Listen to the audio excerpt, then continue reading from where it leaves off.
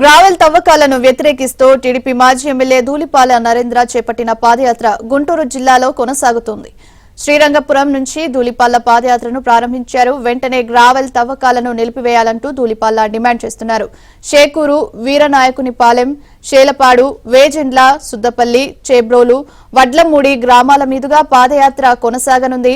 ఈ పాదయాత్రలో దేవినేని ఉమా, జిల్లా టీడీపీ అధ్యక్షులు తెనాలి శ్రావణ్ కుమార్ పాల్గొననున్నారు.